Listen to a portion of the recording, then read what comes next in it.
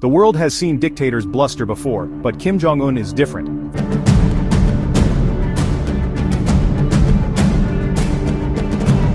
For years, North Korea's supreme leader has played a dangerous game of threats, missile launches, and calculated provocations, inching closer to the edge of full-scale war. Most believed it was just theatrics, but what if it isn't anymore? Recent actions and expert warnings now suggest something terrifying. Kim Jong Un may have finally decided to go all in, not with words, but with war. South Korea under President Yoon Suk-yeol is bracing for what could be the deadliest conflict on the Korean Peninsula since 1950. But why now? What has changed? And what would such a war look like? Let's break it all down. The same goes for numerous acts of provocation aiming to assert dominance and project strength on a global stage. Think of these actions as rungs on an escalation ladder Kim keeps climbing. They are worrisome but stop short of a full-scale conflict. Or at least they did in the past. The current circumstances suggest that Kim might be ready to climb all the way to the top rung and start an all-out war. But waiting for him, hoping for the best but preparing for the worst, is South Korea and its current leader, Yoon Suk-yeol. But what makes us think Kim is ready to make this dangerous leap? After all, Kim's previous amped-up yet essentially empty saber-rattling has never been seen as a precursor of actual conflict, just as a facade for his regime's incompetence and insecurity. Well, recent events suggest a departure from this well-known pattern. It's what led two leading experts on North Korea, Robert L. Carlin and Siegfried S. Hecker, to publish an article in January 2024 unambiguously stating that Kim has decided to start a war. To quote them directly, "The situation on the Korean Peninsula is more dangerous than it has been at any time since early June 1950. That may sound overly dramatic, but we believe that, like his grandfather in 1950, Kim Jong Un has made a strategic decision to go to war." Unsurprisingly, these words caused shockwaves in the community of North Korean watchers, prompting many to respond with their own speculations, theories, and rebuttals. But above all else, this article raised numerous questions. Why would North Korea attack South Korea? How will Kim do it? And is there anything that could stop this cataclysmic scenario from taking place? These are just some of the questions that plague the minds of analysts, policymakers, and regular people alike as they grapple with the sobering possibility of a conflict on the Korean Peninsula and, let's face it, on the global stage. These are also the questions that will be answered in this video. Let's start with why Kim would choose to start a war with South Korea. Keep in mind that the word choice here is intentional. We're not discussing actions and circumstances that tell us that North Korea will attack South Korea. For now, we're only focusing on what led Kim to even make this decision and vow to annihilate South Korea if provoked. Given what's at stake here, it shouldn't be surprising that there are several possible factors pushing Kim up the escalation ladder. The first might surprise you, as it has nothing to do with South Korea. However, numerous experts tie the current unprecedented rise in tensions to a singular event: the 2019 North Korea-United States Hanoi Summit. Picture this. Kim poured all his prestige into the Hanoi Summit. He traveled by train for 60 hours from Pyongyang to Vietnam's capital to meet his interlocutor, President Donald Trump. Before the summit, he showered the then US president with flattery, reportedly referring to him as "Your Excellency" in exchanged letters. And what did he get in return? Two fruitless one-on-one meetings with Trump and a note urging him to surrender all nuclear weapons. As you can imagine, this didn't sit well with Kim, and the Hanoi Summit was cut short. But the summit wasn't the only thing that abruptly ended on that fateful day in 2019, so did Kim's attempts to normalize relations with the US. You see, according to many experts, Carlin and Hecker included, the Hanoi Summit was when Kim realized that this normalization that his grandfather Kim Il-sung envisioned, and his father Kim Jong-il pursued for years, was simply not achievable. He walked out of the Hanoi Summit with a traumatic loss of face, and a conviction that his international and regional goals can only be achieved through warfare. This single event has seemingly caused a historic swing in North Korea's foreign policy, one that could end up costing South Korea dearly. But why focus war efforts on South Korea? Isn't the US the one that wronged North Korea in Kim's eyes? Though the US undoubtedly ranks high on North Korea's enemy list, the #1 spot went to South Korea for a few reasons. Historical animosities, ideological differences, and the perception that South Korea is a puppet of the US are just some of these reasons. Another, arguably more important, is the fear of the so-called reunification by absorption, an approach adopted by Germany in 1990. Let us explain. When Germany's reunification took place, West Germany, the economically and militarily more powerful of the two, essentially absorbed East Germany, forcing it to adopt a new system and economy. It's quite clear who West Germany's counterpart is on the Korean Peninsula. South Korea absolutely trumps North Korea when it comes to economic and military power. A few figures will be more than enough to illustrate the huge difference. The GDP of South Korea, whose official name is the Republic of Korea, was $1.7 trillion at the end of 2023, placing it among the top 15 largest economies in the world. During the same period, the Democratic People's Republic of Korea generated a GDP of only around $24.5 billion. That means South Korea's GDP is about 70 times bigger, not to mention the 115 spots that separate the two Koreas on the list of the most powerful countries by GDP. The Global Firepower Index, an annual list ranking countries by military power, might not showcase a three-digit difference, but 31 spots is also a substantial gap. Based on military power, South Korea ranks 5th in the entire world, boasting an impressive number of active duty personnel, advanced weaponry, and a strong defense budget. North Korea, in contrast, sits in the 36th spot, with a bigger military force but far less advanced equipment and weaponry.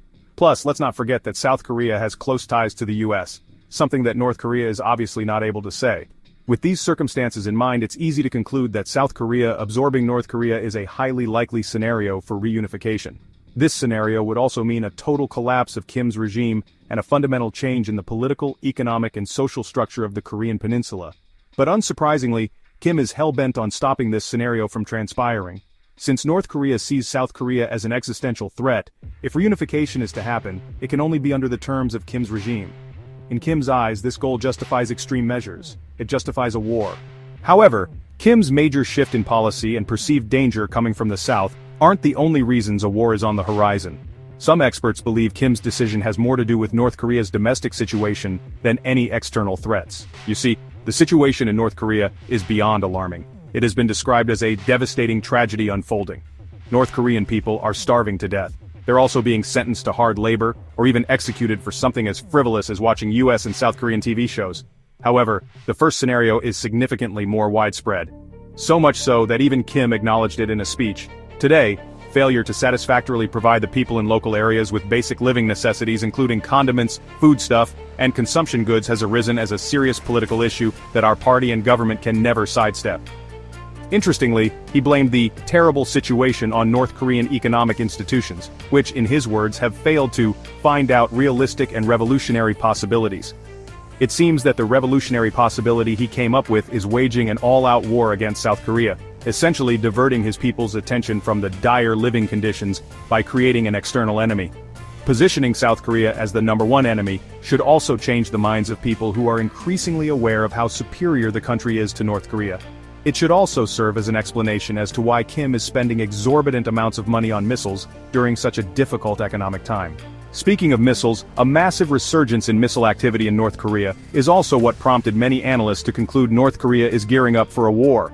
Now, don't get us wrong, building missiles isn't anything new for North Korea. In fact, it's been a staple of North Korean leadership for some time. The same goes for conducting test launches to showcase their newest inventions, which they do frequently. But it would appear that the testing part of these launches is merely a facade. Quite tellingly, these tests always seem to coincide with major joint training exercises between the US and South Korea or key political events in the latter country. For instance, in April 2024, North Korea test-fired a suspected intermediate-range ballistic missile into its eastern waters, flying it for roughly 400 miles at a maximum altitude of 62 miles. This firing comes just a few days before South Korea's nationwide elections on April 10th. Now, we wouldn't blame you for thinking that Kim just has an issue with democracy in general.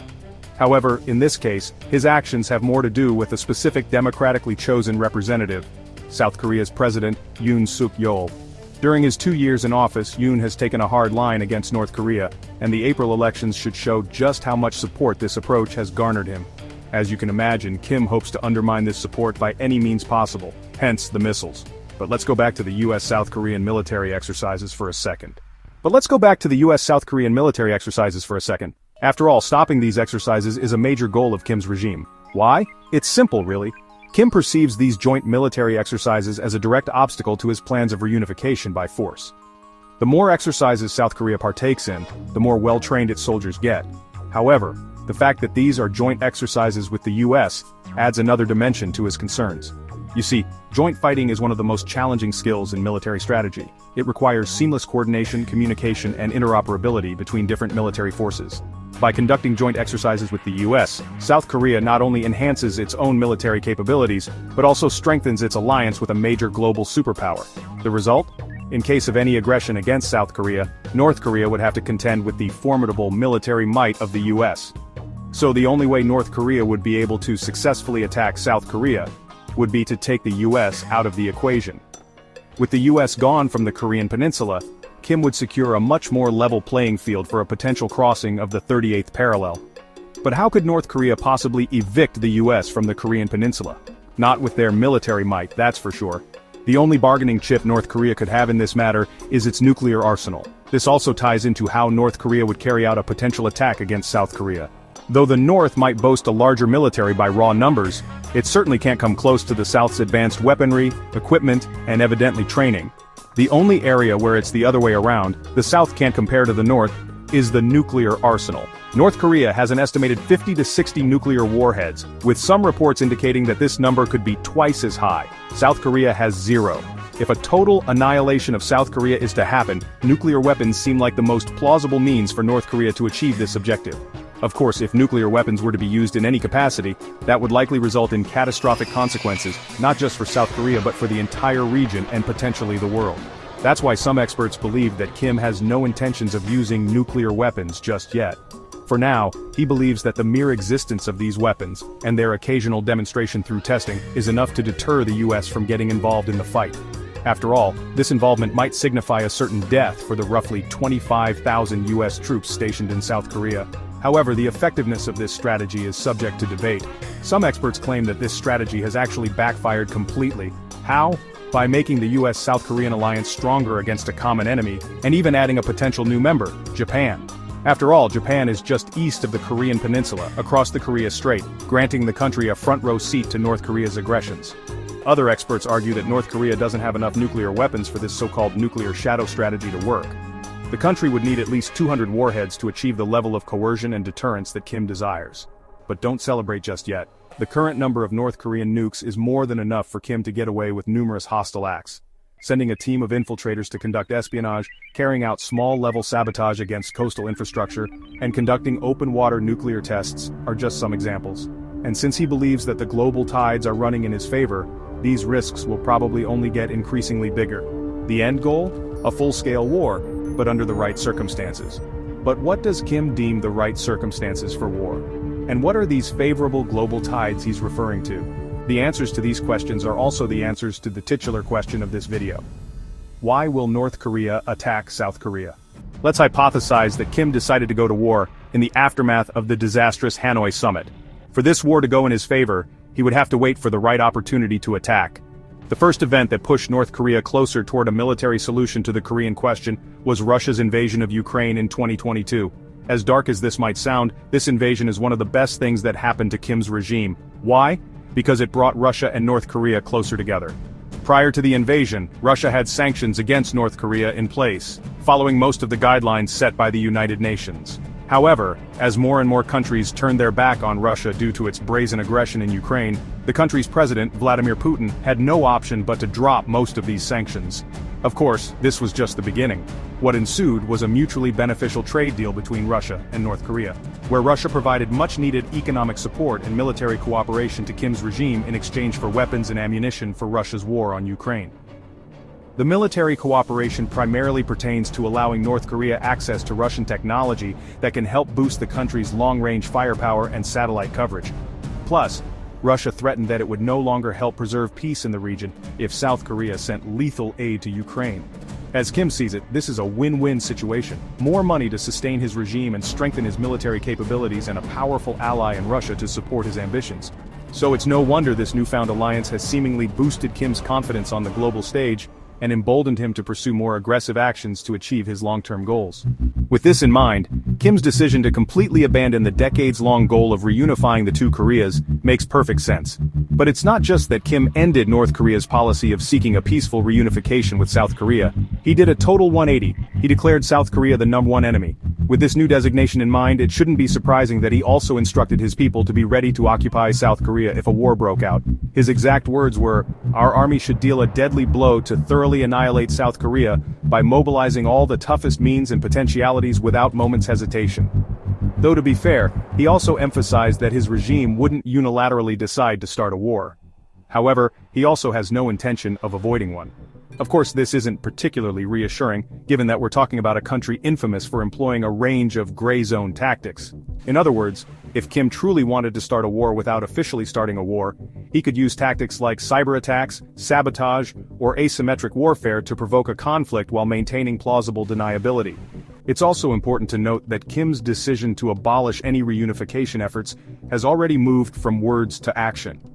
North Korea's supreme leader abolished government agencies that oversaw these reunification efforts with the Committee for the Peaceful Reunification of the Fatherland at the helm, but he didn't stop there. Never one for subtlety, Kim also decided to tear down the Arch of Reunification, a 9-story monument built on the outskirts of Pyongyang in 2001. As you can conclude from its unofficial name, this monument was to symbolize the goal of a unified Korean Peninsula, spearheaded by Kim's father and grandfather. If recent satellite pictures are correct, this towering monument now lies in ruins, mirroring the shattered hopes of reconciliation and unity. Such a drastic break in the traditional talks from the North Korean leadership and the total abandonment of the idea of reunification can only mean one thing: a definitive end of an era of diplomacy. The new era that Kim has ushered in is undoubtedly one of tension, defiance, and conflict. But to navigate this new era, Kim needs more than just Russia's support. Judging by his first choice of ally, you can probably guess who the next one will be. Ding, ding, ding. It's China, always ready to unleash a storm of instability and conflict. Like Russia, China has its own major conflict to worry about, the ongoing tensions in the South China Sea. And like with Russia, North Korea could use these tensions to its advantage. You see, China and North Korea signed the Sino-North Korean Treaty of Friendship, Cooperation and Mutual Assistance in 1961. This treaty binds both countries to provide military assistance if the other is attacked. However, China lacks a compelling reason to be pulled into a Korean war at this time. After all, such a war would end half a century of peace in East Asia, a period in which China has prospered immensely. However, if China was to be drawn into a war first, the tables would surely turn. A Chinese invasion of Taiwan would likely bring China and North Korea together, just like the invasion of Ukraine did for Russia and North Korea. This might even greenlight Kim's plans to find a way to start a war against South Korea. Throw a burgeoning coalition with Iran into the mix, and it becomes clear that this newly formed anti-West coalition is making some serious moves in Asia. Now you might wonder, what is the West doing about this? Where's the US in all of this? Well, the US also has issues of its own, namely the 2024 presidential election. The outcome of this election could also benefit North Korea, at least from Kim's point of view. Namely, he sees Trump's win as another chance to accomplish his primary strategic goal, to weaken the US-South Korean alliance and drive the US troops from the Korean Peninsula. Side note, since North Korea has the proclivity to upset its enemies at their most sensitive political moments, we can probably expect some more nuclear tests as the election draws nearer. However, the U.S. domestic issues aren't the only factors that could potentially trigger a war on the Korean Peninsula. So could the U.S. involvement in other major ongoing conflicts. Kim is gauging just how much influence the U.S. has based on the conflicts in Ukraine, the Middle East, and East Asia. As Kim sees it, the U.S. is incapable of forcing anyone to bear any notable consequences for aggression. As things stand, Russia hasn't been punished for its actions in Ukraine, at least not in any meaningful way. The same goes for Israel and its violent actions in Palestine. The lack of any serious consequences in these scenarios can only embolden Kim to believe that he, too, can act with impunity. But is there anything that can prevent him from doing so? Luckily, there is. Though Trump once referred to Kim Jong Un as a madman, even he probably won't risk his own survival for the sake of achieving his political goals. After all, a war against South Korea could likely mean the end of his regime, unless all the tiniest circumstances go his way, which is highly unlikely. However, it's also important to note that Carlin and Hecker warn against clinging to the belief that Kim fears that the US will wipe out his regime. If he continues to get bolder and perceives the US global influence as waning, his actions could become increasingly unpredictable and defy all calculations. And let's not fool ourselves, the US would also not have it easy if it were to intervene on the Korean Peninsula. Such an intervention would likely result in total wreckage stretching as far as the eyes can see. The only other thing that could prevent North Korea from attacking South Korea is its weak military. Whatever attack course this military was to take, by land, sea, or air, it would mostly have to rely on outdated equipment dating back to the days of the Soviet Union, which could significantly limit its success. Of course, even this argument might be flawed, as we've already mentioned that a nuclear attack is the likeliest scenario for a new Korean war. That's where North Korea's final anti-West ally, Iran, comes into play. The two countries have been illicitly trading weapons since the 1980s, as well as working on a joint missile development program. These efforts have only accelerated in recent times as Iran has also become increasingly isolated on the global stage due to its involvement in the Gaza conflict, making it the perfect ally for North Korea, just like Russia and China. So, no wonder the North Korea-Iranian nuclear collaboration is blooming. Though it's unclear just how many they have, North Korea purportedly operates at least 5 active uranium mining sites used to provide Iran with nuclear material. Additionally, North Korean scientists have worked in Iranian labs, while their Iranian counterparts have been physically present at every North Korean nuclear test to date. So, it's safe to conclude that North Korea's growing nuclear arsenal can remove the last obstacle to a full-blown war against South Korea. But what do you think? Are the assessments that a war on the Korean Peninsula is imminent overly sensational? Or are you confident that Kim Jong Un will put his words into action and wage a war against South Korea? Share your thoughts and theories in the comments section below.